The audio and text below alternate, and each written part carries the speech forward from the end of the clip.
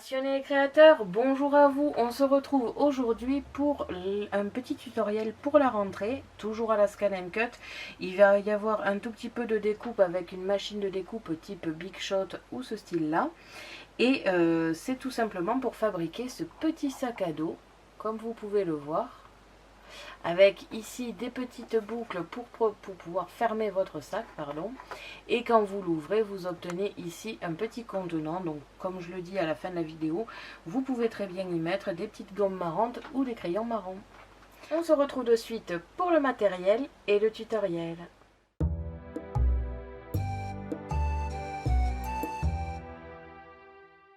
Pour cela, vous aurez besoin d'une pince à strass de double face, des stickers et des strass comme d'habitude, des mousses adhésives pour créer un petit peu de relief. Si vous avez une machine de découpe de type Big Shot, des die de la rentrée de chez Action, ou alors vous trouvez des motifs sur internet pour la Scan & Cut. Pour un petit peu plus de réalisme au niveau du toucher, vous pouvez utiliser un petit peu de tissu adhésif pour l'intérieur du sac, du papier scrap, et enfin des essentiels Scan & Cut, c'est-à-dire la Scan & Cut, le support de lame et la lame standard. Pour un petit peu plus de fun et de couleur, vous pouvez utiliser le kit de feuilles métallisées. Et enfin du support adhésif standard. On se retrouve de suite pour le tutoriel.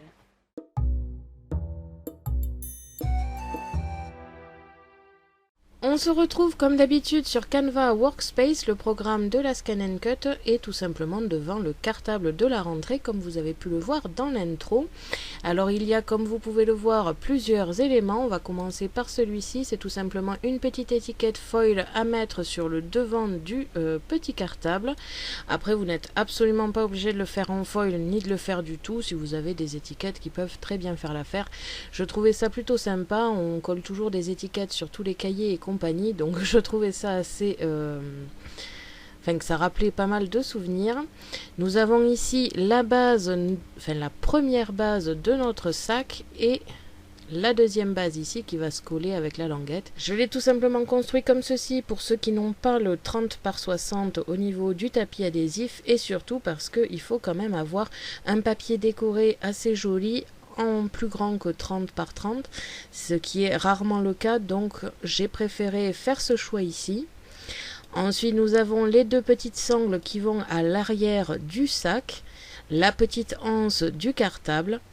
Ici, deux petites anses qui se mettent à l'avant pour l'accrocher avec les boucles ici. Donc là, au premier abord, ça a l'air un petit peu compliqué, mais ne vous inquiétez pas, c'est très facile, comme vous allez le voir dans la vidéo. Quand vous avez terminé toutes vos modifications, vous exportez le fichier en FCM, vous le mettez sur une clé USB et on se retrouve sur la Scan & Cut.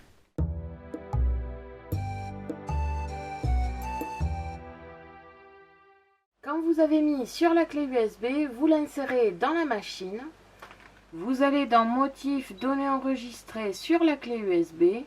Vous retrouvez le modèle du cartable et on va pouvoir commencer les découpes.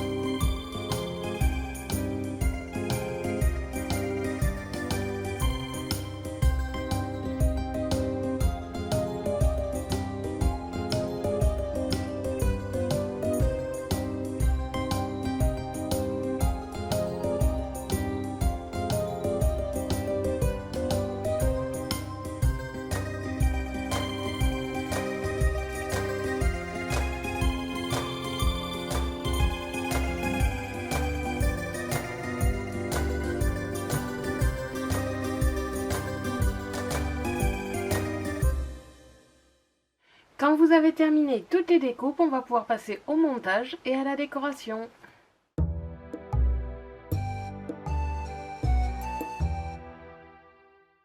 Vous devez obtenir tous ces éléments, c'est-à-dire une première partie pour la base de votre petit sac, avec la continuité par deux de la base.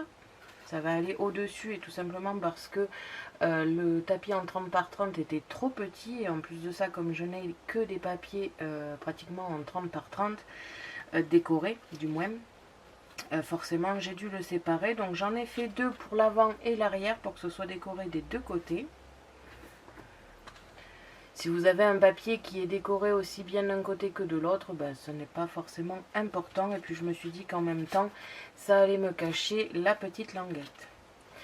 Ensuite ici, deux petites sangles pour l'arrière du cartable. Une anse pour le dessus du cartable. Une toute petite étiquette foil. Donc tout simplement pour rappeler le côté école.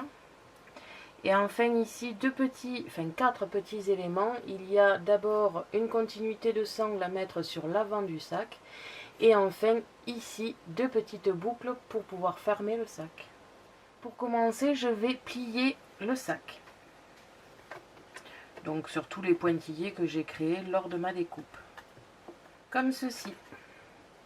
Donc je vais tout simplement commencer par coller toutes les languettes comme ceci. Enfin, je ne vais pas le faire de suite parce que j'ai quelques manipulations à faire avant. Et donc cette partie qui va aller sur le devant comme ici. Si vous le voulez, vous pouvez ici créer des pliages pour pouvoir fermer un petit peu votre sac. Donc un triangle ici avec une longueur.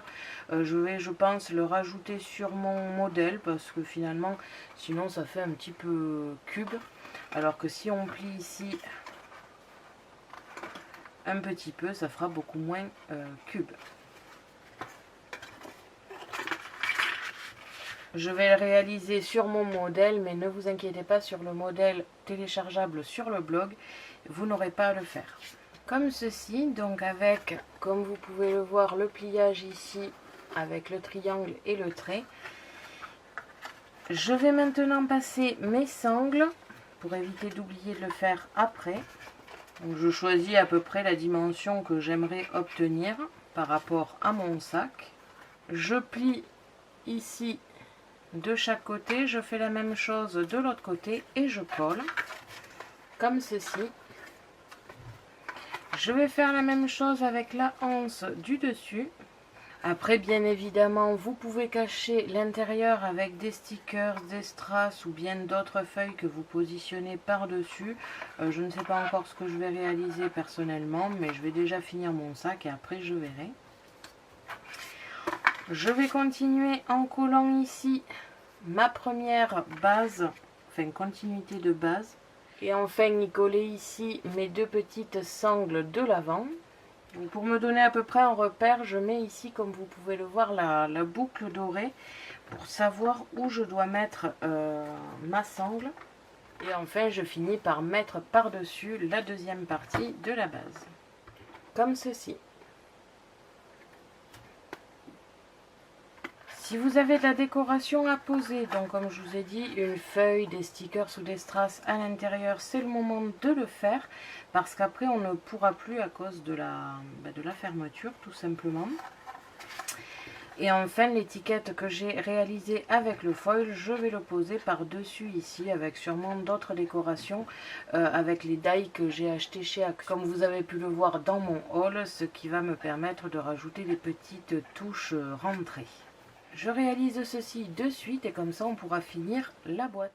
Donc à l'intérieur j'ai rajouté ici du tissu adhésif, comme vous pouvez le voir j'en avais acheté pendant une période de paquets et je me suis dit que ça pourrait rappeler un petit peu le côté tissu des sacs à dos, donc je me suis dit que ça serait sympathique. Alors je ne l'ai mis que là pour qu'il y ait quand même le papier de l'intérieur que je trouve assez joli. J'ai dû coller un côté parce qu'évidemment pour pouvoir mettre une partie entière il fallait que je passe la languette en dessous, sinon ça n'aurait pas du tout fait raccord par rapport aux autres côtés. Et j'ai fait la même chose ici pour cacher un maximum les deux petites languettes des anses et des sangles.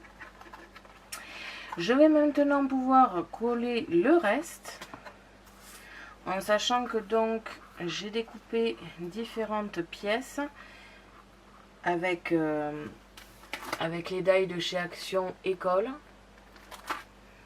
que je vais vous montrer de suite. Donc comme ceci, ici un petit rouleau de parchemin avec le petit nœud à mettre dessus qui rappelle un petit peu le côté diplôme. Ici le petit chapeau de diplômé, la petite récompense ici et 2 étoiles. Toujours dans des papiers que j'ai déjà utilisés sur la carte, enfin sur le sac. Comme ça rappelle quand même pas mal l'ambiance, sauf celui-ci que j'ai découpé dans un papier à carreaux. Je trouvais que ça rappelait aussi le côté école. Je vais maintenant m'amuser à coller tout ça. Alors pour le coup, je ne vais pas en coller à l'intérieur, enfin, ou du moins ici ça sera encore accessible une fois collé. Donc je vais commencer par coller mes languettes.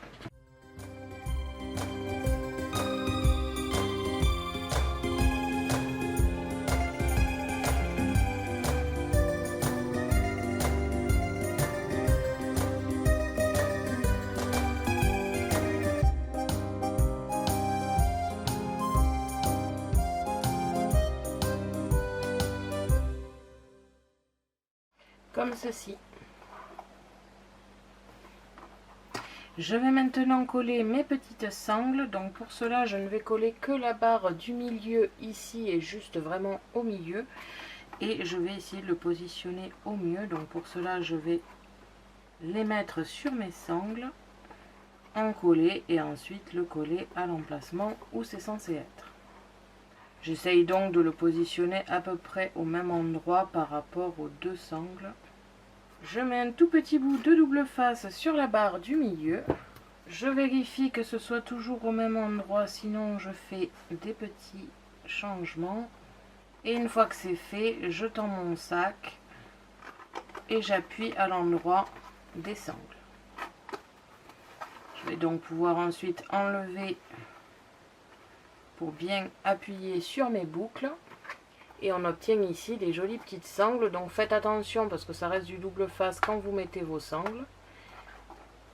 Et je vais maintenant passer à la décoration et on se retrouve tout à l'heure pour le final. Donc voilà, une fois terminé, ce que cela vous donne. Donc avec la décoration ici, j'ai rajouté 2-3 petits strass et stickers avec bien sûr ce que j'avais découpé en machine. Ici au niveau de la boucle, j'ai rajouté une petite rose bleue. Sur la anse, j'ai rajouté le petit parchemin avec le nœud.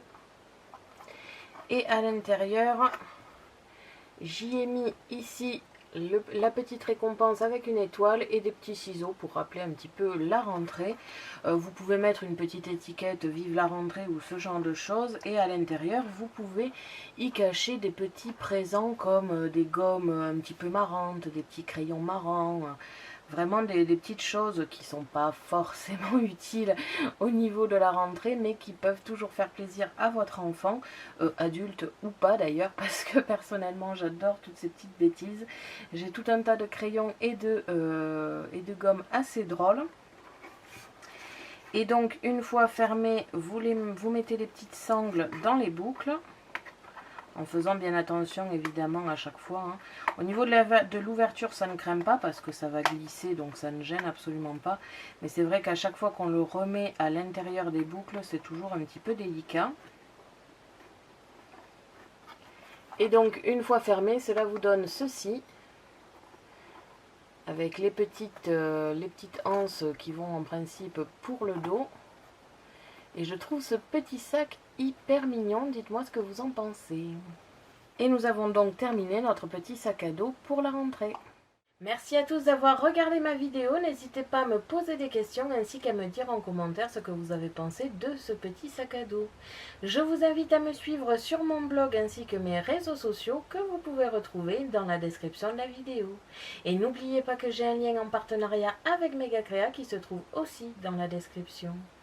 À la prochaine pour de nouvelles créations.